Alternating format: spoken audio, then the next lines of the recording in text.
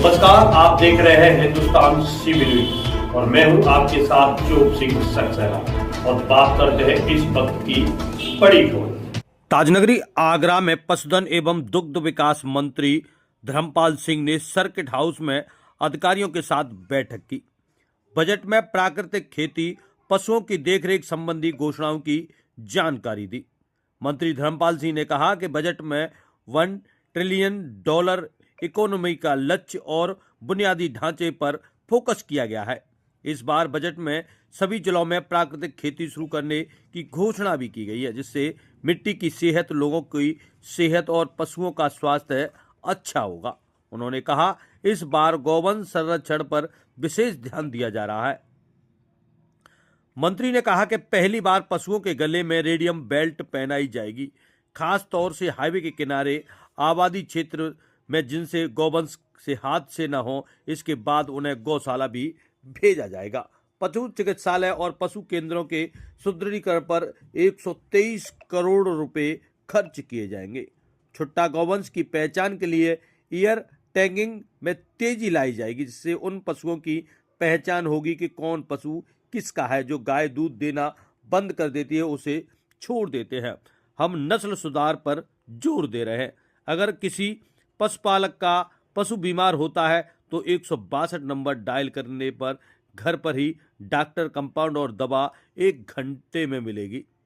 बैठक में उन्होंने कहा कि किसान की आय दोगुनी नहीं होगी, बल्कि पशुपालन से होगी। पशुपालन में बहुत अच्छी योजना है, इसका लाभ सभी को मिले, इसके लिए अधिकारियों से वार्ता की गई। अगर कोई किसान दूसरे प्रदेश से उन्नत किस्म की गाय लाता है तो उसे अनुदान भी मिलता है। तो जानिए क्या कुछ बोले हैं मंत्री और किस प्रकार, देखिए, उन्होंने अधिकारियों को दिशा निर्देश दिए हैं। मंत्री धर्मपाल सिंह आगरा में सर्किट हाउस में, देखिए किस प्रकार मीडिया से रूबरू हुए हैं। अमृत काल में भारत ने 2047 तक देश को विकसित करने का संकल्प लिया है। भारत सांस्कृतिक, आध्यात्मिक, आर्थिक और राजनीतिक दृष्टि से मजबूत हो रहा है। 66 करोड़ लोगों ने अमृत स्नान कर अपना पुण्य उदय किया है। भारत विश्वगुरु बनने की ओर अग्रसर है। योगी सरकार का लक्ष्य है उत्तर प्रदेश की आय $1 ट्रिलियन इकोनॉमी हो। माननीय देश के प्रधानमंत्री नरेंद्र मोदी जी ने कहा, किसान की आय दोगुनी हो। किसान की आय दोगुनी मात्र खेती से नहीं होगी, किसान की दोगुनी आय पशुपालन से होगी। पशुपालन में बहुत अच्छी योजनाएं हैं और इन योजनाओं का लाभ किसान तक पहुंचे। आज हमने जिलाधिकारी आगरा और पुलिस कमिश्नर दोनों अधिकारियों से बुलाकर इस विषय में लंबी वार्ता की है। और क्योंकि इन योजनाओं का, जैसे हमारे पास अच्छी योजनाएं हैं, कोई भी पशुपालक 2 गाय दूसरे प्रदेश से खरीद कर लाता है, उन्नत किस्म की देसी गाय, तो 1 गाय पर 40,000 का अनुदान है, 2 गायों पर 80,000 का अनुदान है। दूसरा, इसी में किसान की आय वृद्धि करने के लिए नंदिनी कृषक समृद्धि योजना है। ये 50 गायों की योजना 64 लाख रुपए की है और इसको हमने अब कम कर दिया है। 25 गायों की योजना भी चालू कर दी है और ये 32 लाख की है। इनमें 50% का अनुदान है। तो इस तरीके से गौपालन में अच्छी स्थिति है। निराश्रित गौवंश योगी सरकार की प्राथमिकता है। उत्तर प्रदेश में एक प्रचलन है, जब तक गाय दूध देती है तब तक पशुपालक उसे पालता है। दूध देने के बाद वो छोड़ देता है। तो छोड़ इसलिए देता है कि देसी गाय कम दूध देती है। मित्रों, देसी गाय का दूध अमृत है। यदि किसी परिवार को 1 लीटर देसी गाय का दूध मिल जाए तो मानो उसको अमृत मिल गया। तो देसी गाय संरक्षित और सुरक्षित रहे, इसके लिए हम नस्ल सुधार कर रहे हैं।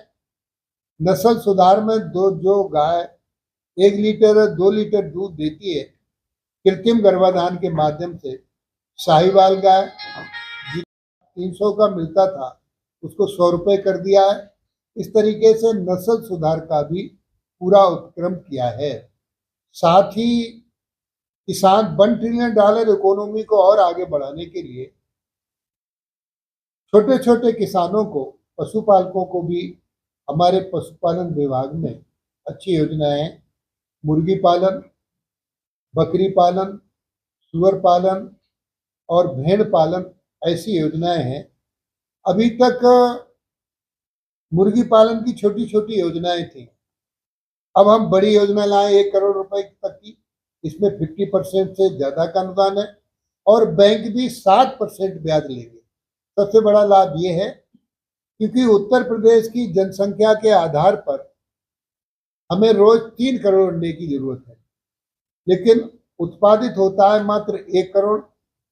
2 करोड़ अंडा हरियाणा, पंजाब बाहर से आता है, तो ये बाहर से अंडा ना आवे, उत्तर प्रदेश में ही अच्छे अंडे की खपत हम मुर्गी पालन कराने से पूरा करेंगे। तो ये भी योजनाएं हम लेकर आए। जैसे और अच्छी योजना बकरी पालन, 10 बकरी है 1 बकरा, ये 1,70,000 की स्कीम है। इसमें मात्र किसान 90% का अनुदान है, किसान को मात्र 10% देना पड़ेगा। 1,70,000 में 17,000 रुपया देना होगा, जिसमें 10 बकरी और 1 बकरा मिलेगा। इस तरीके से ये अच्छी योजनाएं पशुपालन विभाग में है, जो किसान की आय दोगुनी होगी, $1 ट्रिलियन इकोनॉमी को हम पूरा करने का काम भी करेंगे। और इस समय उत्तर प्रदेश में आज जिलाधिकारी आगरा को कहा है कि चरागाह की समस्या है, चरागाह की गोचर भूमियों को कब्जा मुक्त करा कर उनको चारा बुआएं। जिलाधिकारी आगरा ने कब्जा मुक्त करा के चारा बुवाने का काम भी किया है। गौ आधारित खेती पर जोर देने के लिए हमने उन्हें बताया है। और नकली दूध एक समस्या है, नकली दूध ना बने, केमिकल युक्त बनता है, तो इसको भी रोकने पर जोर दिया जाए। इस तरीके से इस योजना को लाने का काम किया है। और किसी भी पशुपालक का पशु बीमार होता है तो यहाँ 1962 नंबर वो डायल करेगा, तो 1 घंटे में वो मोबाइल वैन जिसमें 1 डॉक्टर 1 कंपाउंडर दवा लेके उसके दरवाजे पर उपलब्ध होगा, वहीं घर बैठे इलाज दिया जाएगा।